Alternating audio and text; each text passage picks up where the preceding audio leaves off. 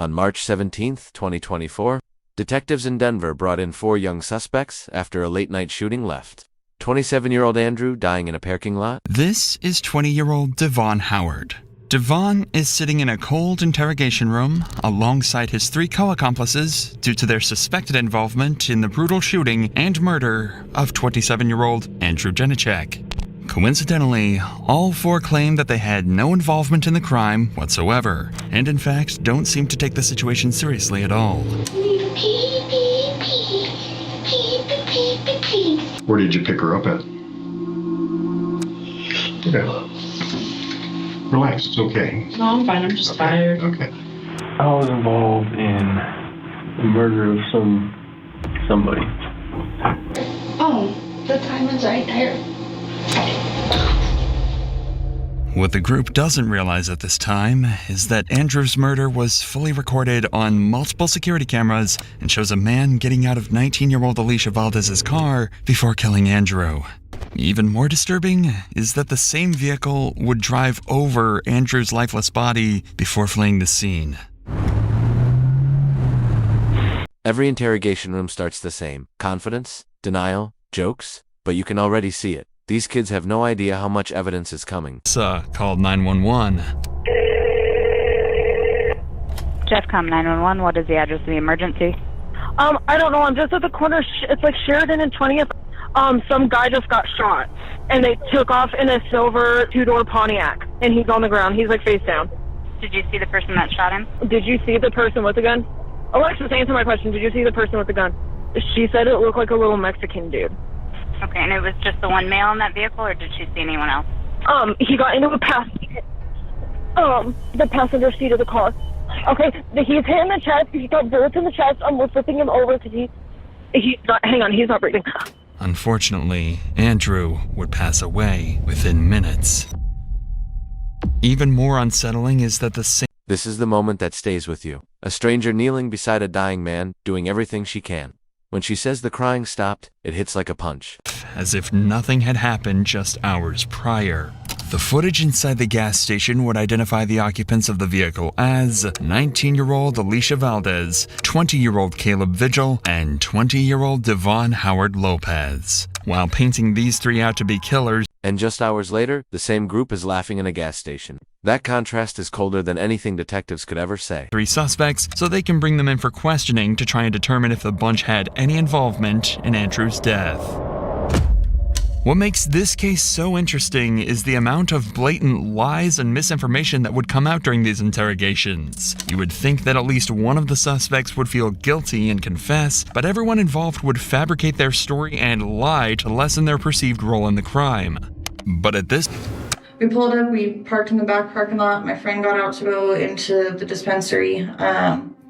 Sitting on my phone, playing on Facebook, heard the shot, thought it was a firework for a second, so I looked up and saw the victim face down on the floor, and the shooter, there was a silver Pontiac in front of the victim, and the shooter was in front of the car, still kind of standing by the victim's body with the gun pointed at him, and then got back into the Pontiac on the passenger side. They hesitated for a minute on which way they're going to pull off. Looked like they were trying not to hit him.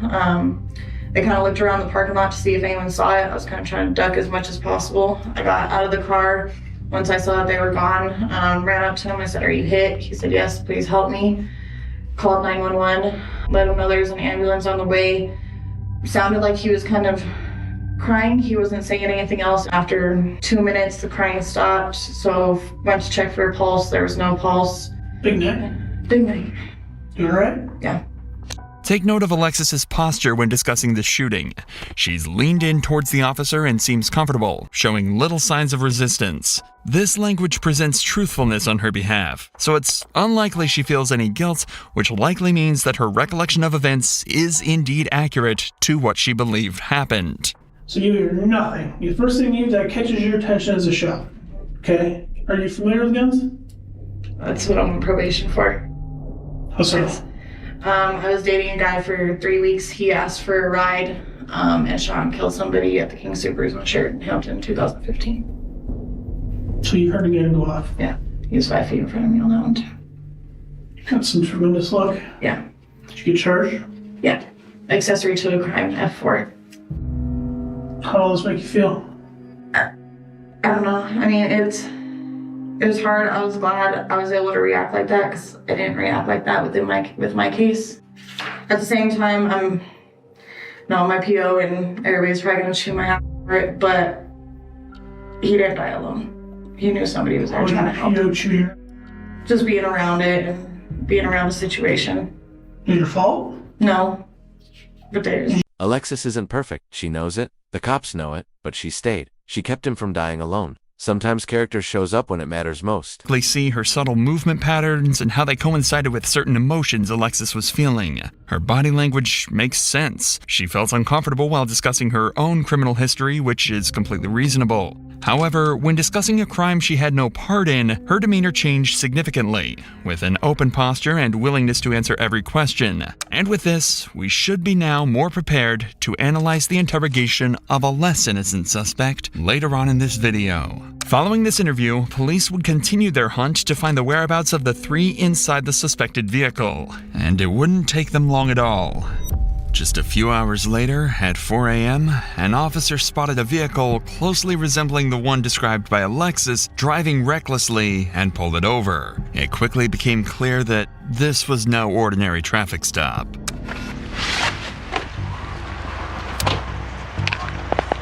Hi, ma'am.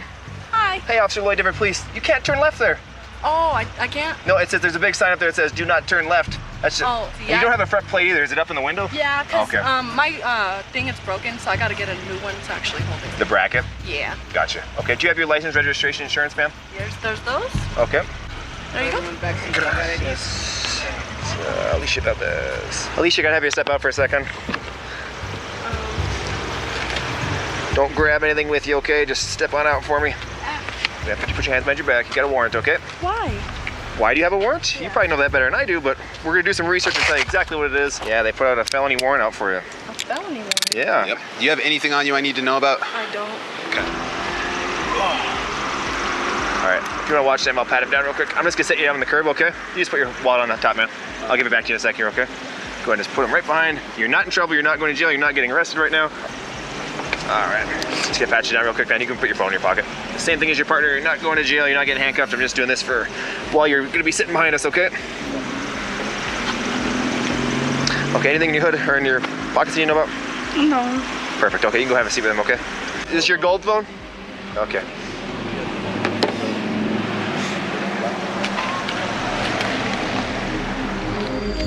At this very moment, the officer would discover a pistol inside the vehicle. Caleb had just stated there were no guns inside the vehicle just minutes earlier, so the officer quickly places Caleb under arrest so they can safely investigate this increasingly tense situation. Stand up, man. Stand up. Charms behind your back. You're not gonna tell me there's a gun in the seat next to you? What? You were gonna tell me that you're gonna try to leave a gun on the seat when you left? That'd be nice to know, wouldn't it? Oh, and a pocket full of bullets. How about this? I'm about to get out of the car. Officer, I have a gun on me. Right? What's that? One more person? They're all hooked. Did you let them know that this is in the car? What is it? SCCY 9mm. All four would. Finding a gun in a car full of lies is the turning point. Their confidence cracks instantly. Reality finally catches up. Of the car would stay eerily optimistic, as if she hadn't yet connected the dots that her arrest was related to Andrew's murder. Just stay right there for a second. Yes, sir. Just have a seat over here on this black chair. If you could possibly find me a restroom, I would really appreciate it. Now that the suspects have finally been secured, detectives would begin the process of individually interrogating all four suspects, with separate preparation and planning made for each interrogation in attempts to get as many differing stories and general information as possible. They would begin with Alicia Valdez, who was allegedly the driver of the vehicle. They sit her in an open room with a large TV to her left and a digital clock behind. This is drastically different from the cold, empty room seen earlier in this video. This is done purposefully. This room is meant to feel welcoming and open. The table creates a subconscious, comforting barrier between the suspect and the detectives, something that's absent in many more aggressive interrogations. The objective is to get Alicia to feel comfortable and willing to speak to the detectives. Remember, at this point, Alicia knows very little about what evidence the cops have. She has no idea that everything was recorded on CCTV, and they know that her car was there. The plan is to set a trap that prevents Alicia from denying that she was at the scene, so the more willing she is to talk at the beginning, the better. That's why they start the questioning off lightly, but it'll ramp up in no time at all. Yeah, just have a seat right there. Want some water? Oh, thank you. No? Okay. It's over here if you want it. Okay, thank you. You all right? Cold. Yeah. It was nice earlier. Yeah. The detectives offer her water to immediately try to appear friendly and form a bond. People are much more likely to tell a friend something than they are a stranger, so this is an extremely important step. You'll notice this friendly demeanor slowly fades and changes as the interrogation continues. Yeah, where do you live at? Right now, kind of a bit of everywhere. Okay. Where do you? In my car. In your car? Okay. Keep this fact in mind for later on in the interrogation, as the detectives will use it to prove she was at the scene later on. We're in the car with you today. It's your car, right? Mm-hmm. How long have you owned that car? I've had that car for... Part in what happened. Now it's just about exploiting these weaknesses and extracting a confession using everything they know. And the process starts by establishing a timeline. Who are the other two people in the car? Caleb, I met him through mutual friends too. I haven't really known him that long. What about the girl? Do you know her name? I have no idea who she is. When did you meet her? Just tonight. Where did you pick her up at? I don't know, because I don't know Denver like that. Where were you at before you left to go pick this girl up? Caleb's. Was Devon there with you? Mm-hmm. So you were a few hours at Caleb's house, and then Caleb asked you to go pick this girl up, is that right? Mm-hmm. Okay. And you picked her up, and you were headed back to Caleb's house when the police stopped you.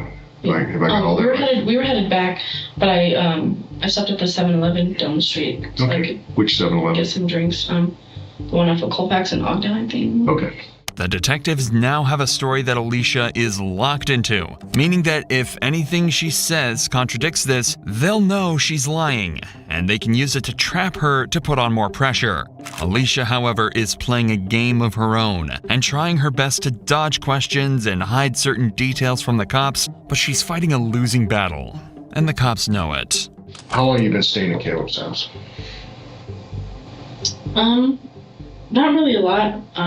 I'm just trying to get a sense of like every other night, every night, 5 nights a week. What? Just give me an idea. Maybe like 1 to 2 nights. 1 to 2 nights a week? What were you doing today before you went over to Caleb's house? Mainly just hanging out with my boyfriend. He's trying to keep me distracted off today. Oh, because of that. Yeah. We all have stuff like that. I know. Yeah. Okay, so where were you hanging out at? Really just everywhere driving. Driving? But that was about it. Okay. Relax, it's okay. No, I'm fine. I'm just tired. Okay. But Alicia is all too aware that the final thing they did last night is exactly what police want to know about, and she absolutely cannot bring it up. You stayed anywhere else since you come to Denver other than Caleb's or your car? I stayed at this one girl's house. I don't remember her name. Like I said, I met her through mutual friends. But those friends that I did meet her through, I'm no longer really in contact with. Okay, how long ago was that you stayed at her house?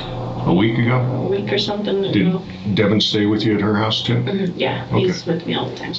This is an extremely important statement. If they can confirm that either Devon or Alicia was at the scene of the crime, they'll be able to lock both of them into it. The detective immediately realizes the importance of this and forces her to double down on her statement. Now, has Devin been with you the entire time? Mm-hmm. Since you've been here in Denver? Mm-hmm. And since he stayed with you at her house? Mm-hmm. And he's been staying with you in your car or at Caleb's this whole Alicia's story shifts every few sentences. Fear does that. It bends memory, twists the truth, and exposes what someone is trying desperately to hide. Truthful about things. And it's also apparent that there's some stuff you don't want to talk about. But we've been sitting here talking for a while. I genuinely like you. I think you're a good kid. Well, to me, you're a kid. Well, I mean, I am a kid. Yeah, you're younger than my daughter. Okay. You're up here from the Springs. You've had some stuff in your life, but now you're up here in Denver hanging with these guys that you've got, you know, some history. Some rough history, not your kind of history, right? Mm-hmm. You're kind of out of your element up here, all right? I don't know that you got yourself into trouble, other than the people you're hanging with, but these other people have gotten you into a lot of trouble. Who? Caleb, for one. He got me in a lot of trouble. You just told me, we spent a long time, you were very clear that no one else has been driving your car for the last week. Okay? That you and Devon, or you and Devon and Caleb have been in your car. There's a few random people you don't know, but even when those random people are in the car, you and Devon are in the car. And that's you staying with that? Pretty much. Okay. It's a common tactic to give a suspect an excuse for what they've done. In this case, the detective says he genuinely believes she's a good kid and has just been swept along in what's happened. It's likely he'll also tell her at some point soon that if she helps them out, they might be able to give her a much lighter sentence. It's also important to note that he's still trying to keep a friendly... At the scene of a murder. Someone got out of your car, shot someone, and killed them. Got back into your car and drove away. You just told me that you were driving your car all week. You need to tell me the truth. I don't recall. You don't recall? I don't. We have it on video. I know that the person who shot this guy is a guy. I know it wasn't you. I know it was your car. You tell me you're the only one driving your car, so you were driving the car. I mean, yeah, but I don't recall being in wherever you're saying I was. Picture yourself in this situation. If you'd just been told that police believe you were at the scene of the crime, would your first response be, I don't recall? Anybody innocent would be shocked to hear this information and do everything they could to clear their name and distance themselves from the crime. Alicia was there, and now the detectives are more certain of this than ever, and they're starting to get frustrated. Honestly, you need to be honest.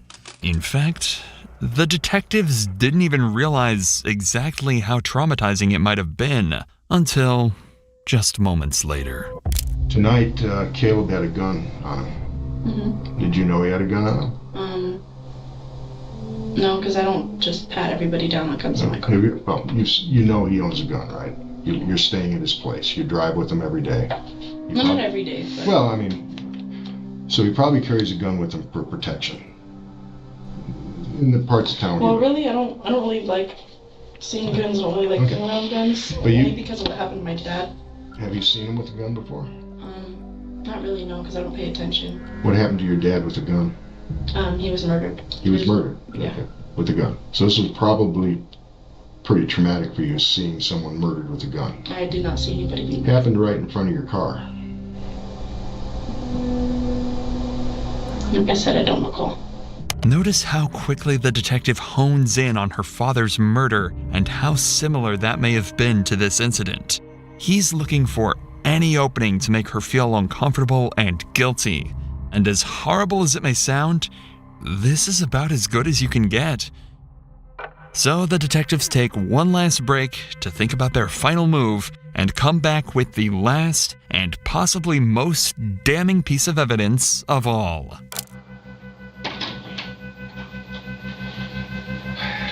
Want some more water or something?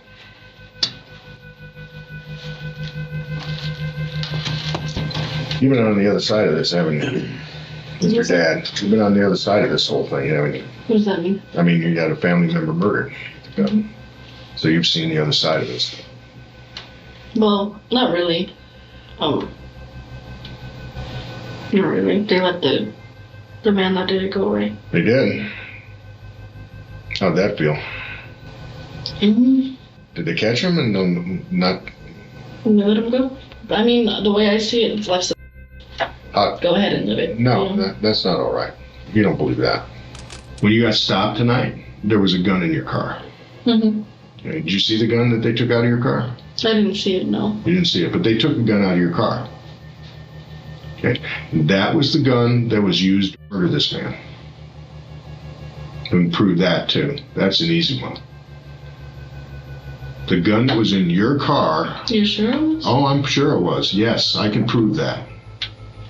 That's easy. Mm-hmm. The bullet that we dug out of this man's chest at the autopsy came from that gun that just came out of your car.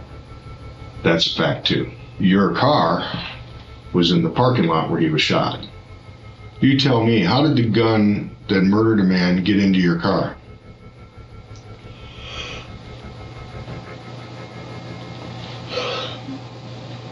I don't know.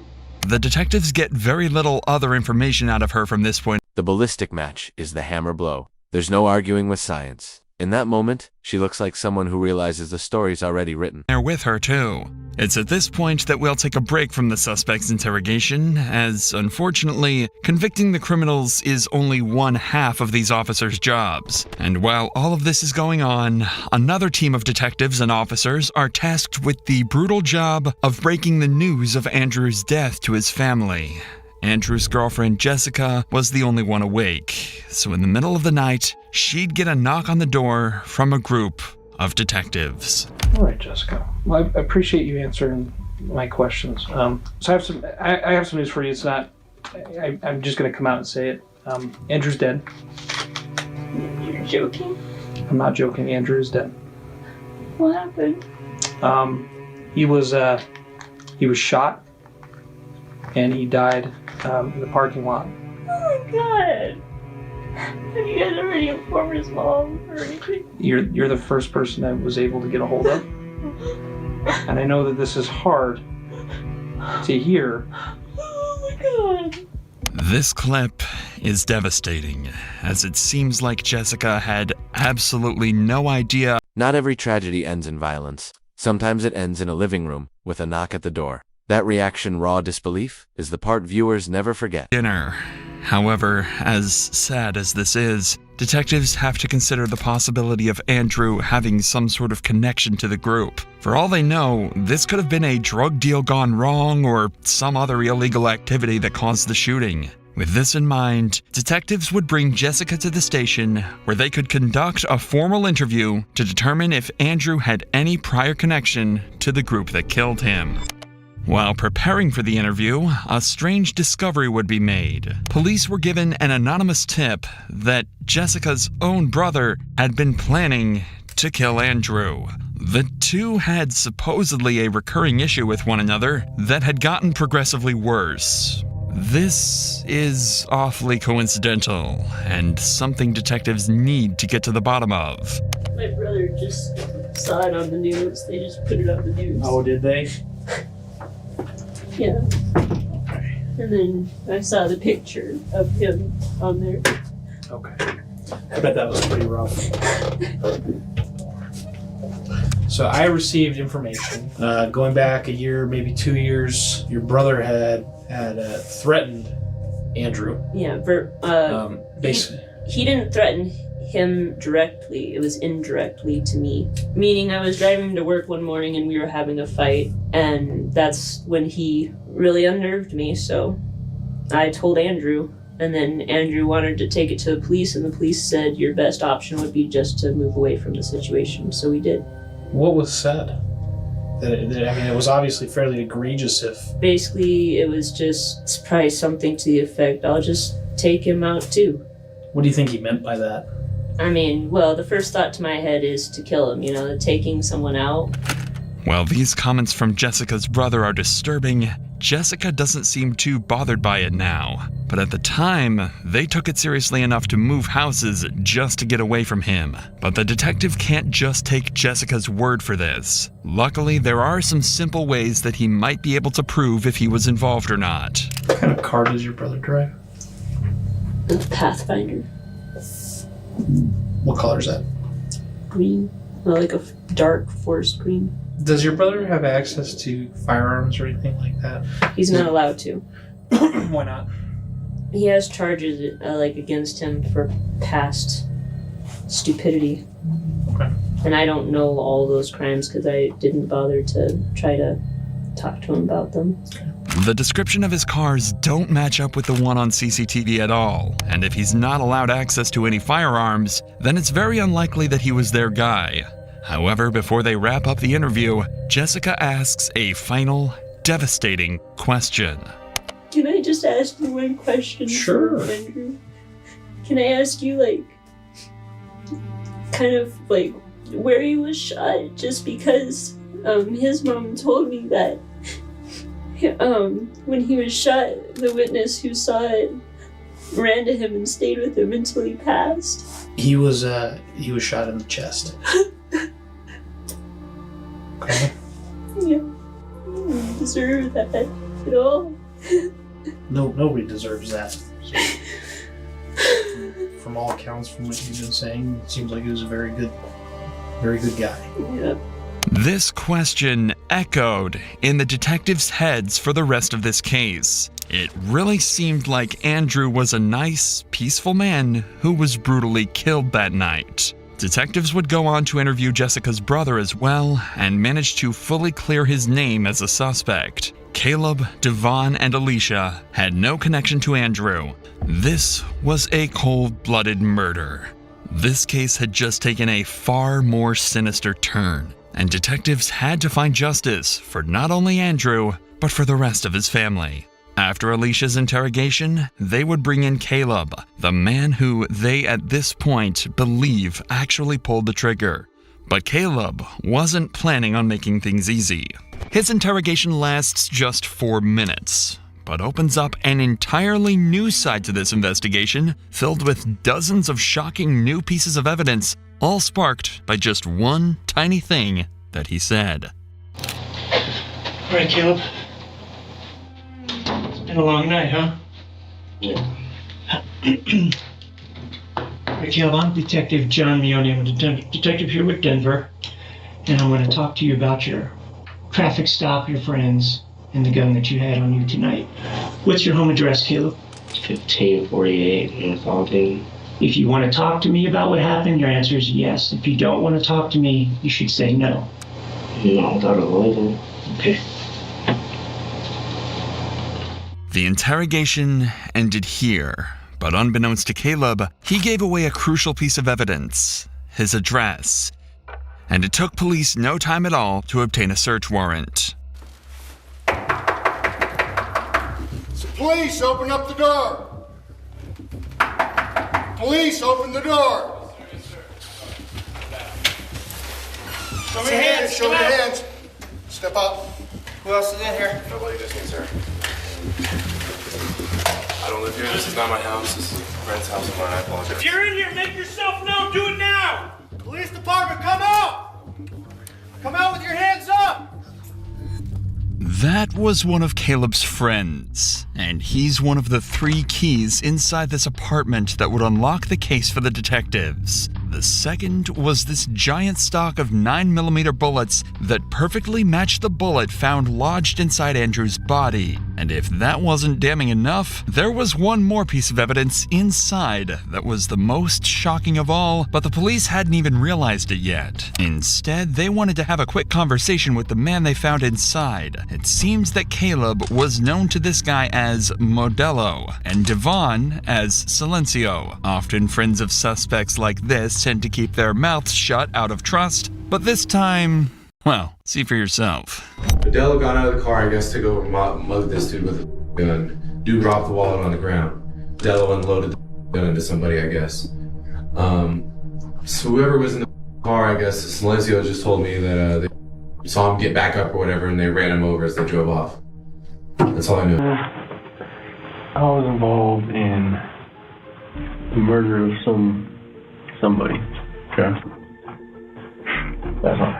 That's why? So tell me about it. Because there's a reason that you want to talk about it, right? I just want to get my girl out of trouble because she had nothing to do with it. All right. Like I said, I come in late to this. Yeah. Who's your girl? Alicia Valdez. The detective's plan worked perfectly. He's here to tell the cops everything in hopes that he can maybe get his girlfriend out of trouble. But you can still clearly see how uncomfortable with this he is. As soon as he's asked why he's here, he goes from sitting perfectly still to dancing around in his chair, searching his pockets, and leaning back away from the detectives. It doesn't matter if he thinks this is the right thing to do, he still knows he's being checkmated, and he's about to sentence himself to a lifetime in jail. You want to get her out of trouble? Yeah. All right. She had nothing to do with it. She's not a criminal. She ain't even been to jail before till now. Okay. Was she there? Yeah, she didn't know anything was going to happen, though. She didn't have any hand in it at all. Okay. I was driving, and, you know, you can figure out the rest. I'm sure you already have. Like I said, I'm coming into this new. I learned about this literally this morning. Mm-hmm. They asked me to come in and kind of assist. So that's what I'm doing. Do me a favor, walk me through. Because if you want to get her out of the situation she's in, I understand, I respect that. But I need to know what happened, so walk me through it. We were driving around, honestly, for nights, having fun. Drive around having fun? Yeah. We like to drive. It's fun. We listen to music. Then we had to pull into this parking lot. And then from there, I don't really feel like I need to speak on it. Why not? Because you guys already have pretty much everything figured out. You guys know she did not pull the trigger. Okay. That's what matters. I'm just here to get her out of trouble. I'm not here to get anyone else in trouble, except for myself, obviously. Right. All I can tell you is no one knew that the shooting was going to happen. It was not planned. So it wasn't planned? Hell no, it wasn't planned. Who planned on driving to a parking lot shooting some random white guy? Were you planning on robbing him? Like I said, I wasn't planning on doing it. Was Caleb planning on robbing him? Like I said, I'm not going to speak on that. This is one of the detectives' leading theories about what happened. They don't necessarily believe that they planned on murdering Andrew. They think that this was more likely a robbery gone wrong. They intended to just steal Andrew's money, but ended up freaking out, shooting him, and running him over to ensure he couldn't turn them into the cops. What makes you guys go at this kid? Who? The victim, the kid that died. He's not a kid, he's 27. But right. He is to me. True. Well, like I said, I don't know. I wasn't planning on anything happening to him. I didn't know what was going to happen to this guy. Okay. So when something went off, I drove off. Okay. What happens? We need to know what happens. Well, everyone knows he got shot. Yeah, I know that. But I'm trying to figure out who shot him, and I need somebody to tell me that. Well, I'm not going to tell you anything, because I'm sure you guys already know. And yeah. If you guys can't figure that out, then there's some issues. Because well, let me ask you this. What I'm trying to... She didn't shoot. You know, she didn't pull the trigger. I told you I was driving. Right. I mean, can put the rest together. It's not up to me. But I guess I'm trying to understand. Devin's confession feels almost detached. He's emotional only about one thing, protecting Alicia. Everything else is empty. So I obviously don't know anything's going to happen. You drive him there. You put him in that lot. Unfortunately, that's how it looks. That is how it happened. Yeah. It's just nothing. I'm telling you, nothing was planned. Let me ask you this. Were you just thinking was Caleb, or do you even know was Caleb trying just to rip off, get some money? And it's bad? We're not perfect. I've done this before. At this point, it's obvious that Devon's lawyer will have told him clearly not to discuss anything that doesn't relate directly to Alicia. He's only going to talk about anything that might help get her out of trouble. It's also at this point that the detective realizes that. He knows that he's not going to get anything out of Devon beyond that, so that's when he decides to do something extremely clever. He's going to abuse the fact that Devon only wants to get Alicia out of trouble, and phrase his next question in a way that forces him to give up some vital information. I'm not going to speak on anything else besides me and Alicia. Well, let me ask you this. Did you guys talk about it? What do you mean? Did you guys talk about it? Did you and Caleb say, hey, this is what we're thinking about? Because I'm trying to figure out, is she the one planning this? Alicia had nothing to do with any of this. So help me understand that. I'll tell you straight up, me and Caleb together have done crimes before. Okay. I'm worried about this one. This one right here,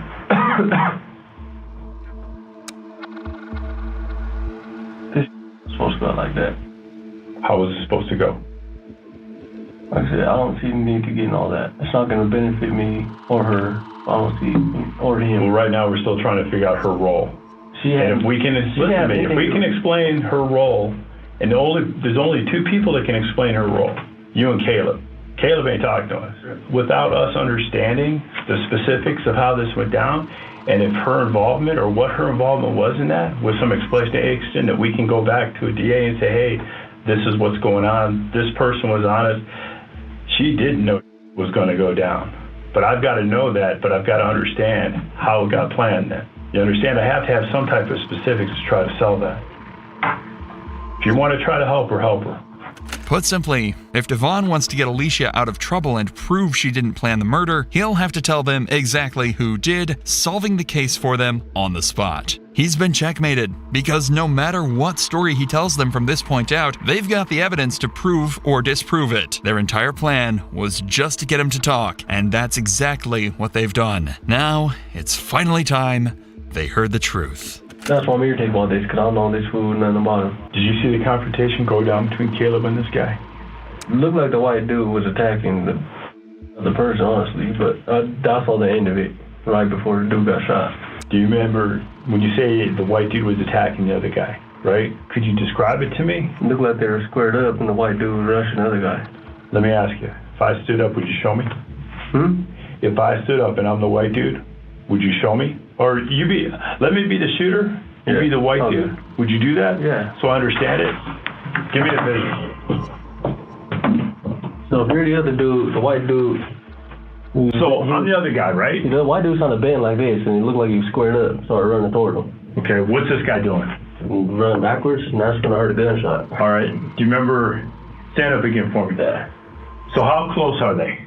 They're about. Come to me. They're about. Probably about this. Maybe a little further. Okay. And then that's when I heard a gunshot go off and the white dude rushing him. So the right dude's closing that gap? Yeah. So come in. Do they ever get right on top of each other? No. So there's always a distance? Yeah. It's always about both their arms distance. So, all right. About both their arms. Okay. Did the white dude have anything in his hand? I couldn't see. I saw the last end of it. I wasn't really looking for details. I was kind of confused on what was going on. Okay. All right. This guy, not the white dude, the other guy, hands together, hands apart. He's kind of like, he was standing like this, trying to tell the dude to back up. Okay. And that's when the white dude kept rushing. I'm assuming maybe he tried to reach for the gun. I don't know. Okay. But that's when the shot goes off. Was the gun in the right hand then? I can't remember. Okay. But he had one hand up and the other hand back. Yeah. Is that right? Yeah. Okay. Getting a suspect to act out an incident is a great way of proving they actually knew what happened. They may be able to match the movements to the CCTV footage or witness accounts, and a defense team will have a hard time arguing that anything here could be misinterpreted. From what Devon is saying, it seems as though there was a struggle between Caleb and Andrew, where the shooter approached Andrew, who quickly tried to defend himself. It's becoming increasingly obvious that this was intended to be a robbery, but when Andrew tried to fight back, it turned into a murder in the blink of an eye. So when these guys are in your windshield, are they across from each other? Like you're looking at the sides of each other? They're like this. The position kind of like this. Could you draw for me? The white dude, I can't draw, but the white dude's standing. They're both standing. White dude's closer to me. They're kind of like this. All right. So you're the driver, right? White dude's closer to the front of the car? Yeah, kind of. All right. So if you're looking, are you looking at his back? You looking at his sides? Looking at his front? Kind of. Like that, yeah. Like this? Where's the other guy? Right where he is. I'm Caleb. Where's that you at? Where's the other guy? They're like that, literally. And then, but it's a little more this way, and I'm a little more back. So this way? Yeah. What are you seeing of this guy? His front? I'm not paying attention to him. I'm paying attention to this guy. Okay. And you think you see him kind of rush? No, he did rush. Okay. So he rushes, but not to the point where they're on top of each other. No, they didn't get it. They didn't get it. The other person was backpedaling. Okay, so this person's moving back, arm up? They've been backpedaling the whole time. That's when the shot goes off. Okay. Tell me where Caleb's arms are at. How's he at? I'm not even saying it was him. Again, it sounds as though as soon as Andrew realized he was being robbed, he started to go on the offensive, forcing Caleb backwards. According to Devon, he then tried rushing Caleb, which scared Caleb into shooting him. They're slowly closing in on the truth here, but not quite there yet, which is why they're still trying to play some tricks on Devon to try and get everything out of him. Devon hasn't admitted that the shooter was Caleb, but notice how the detectives are consistently naming him as the shooter throughout the story. They're trying to get Devon to go along with it and agree or accidentally admit it himself, but he's not slipping up. However, the detectives are relentless and don't stop trying for another hour of tireless interrogation. It's then that Devon finally makes a mistake. What this video goes on? What else you guys talk about? You and her? Oh, I can't remember all that. Like you said, it's not shit. I just usually work on memorizing. No, that'd be care about her. That'd be a emotional conversation. Not really. I mean, like, don't get me wrong. I mean, I don't know the dude, so I mean, it's fucked up that just died. Cause I don't know him. I don't know who he is, what kind of person he is, or any of that. But it didn't really strike me emotionally, cause I don't have that many emotions for this. I used to do much. So like, it doesn't really. I mean, I don't really have many emotions about it, except for I'm pissed that he's in jail for it. I'm pissed that he died, of course, because I don't know the guy. I'm always pissed about that. Was Caleb pissed? Was Caleb pissed? Yeah. He just shot somebody.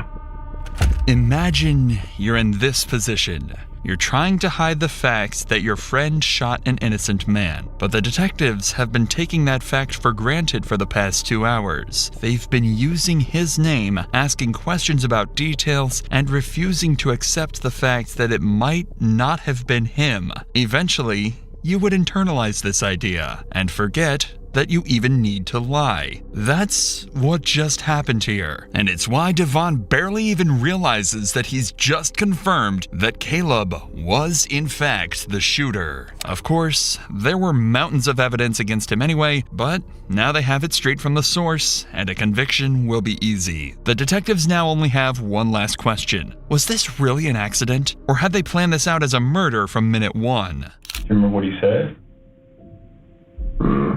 Is he panicked? All of us kind of panicked because, like I said, I didn't see it coming. I don't like unexpected things like this happening because of this situation exactly. I mean, look at me now. In here for accessory to murder and that. I didn't see it coming. I mean, if I do something, it's going to be planned out and it's going to get done correctly, so I'm not in this situation. That's why I was kind of pissed and I was panicked because I didn't see this about to happen. So let me ask you this. If this is your deal, and this is your plan, you say you're planning the robbery, you've done it. We've already talked about that. I'm not asking when, dates, when. Just this is you're doing. It's not gonna be random like this. It's gonna be planned out. Well, yeah, and it's not gonna be on a random person usually. So what Caleb or this other person we're calling did pretty amateur hour, right? Huh? It's pretty amateur. What was it that? Yeah. Yeah, well, like I said, it wasn't even planned. So I mean, you can't even. I don't even think amateur would be the right word, just random. It wasn't supposed to happen. 98% of the time I rob somebody, it's not random people, which is why I'm irritated about this whole situation, because I don't know who the hell this guy was, except for what the news said, but the news always makes any white dude who dies look like a peach, so I don't know. But that's why I'm irritated about this, because I don't know this fool, nothing about him. Devon's main point ended up being that if he had planned the murder, then they simply wouldn't have caught him. So it had to have been a spur-of-the-moment decision. But the detectives didn't buy it. And in fact, this approach actually made things exponentially worse for Devon. The interrogation ended shortly after, but the detectives decided to do some further research into these other robberies. They ended up connecting him and Caleb to multiple other serious incidents, including the robbery of a cell phone store the very next day, and an incident where they fired shots into a pregnant woman's home. It was clear that they had been planning multiple robberies and were using Caleb's gun as a method of intimidation to make money. As you could imagine, this didn't look good in court for any of them. Devon received the highest sentence. He was found guilty on 18 counts, including first-degree murder, attempted murder, aggravated robbery, and aggravated intimidation of a witness. He was sentenced to life in prison plus 279 years. Caleb also received a similar sentence of life plus 118 years. The fourth passenger in the car, Eternity Lopez, was also interrogated.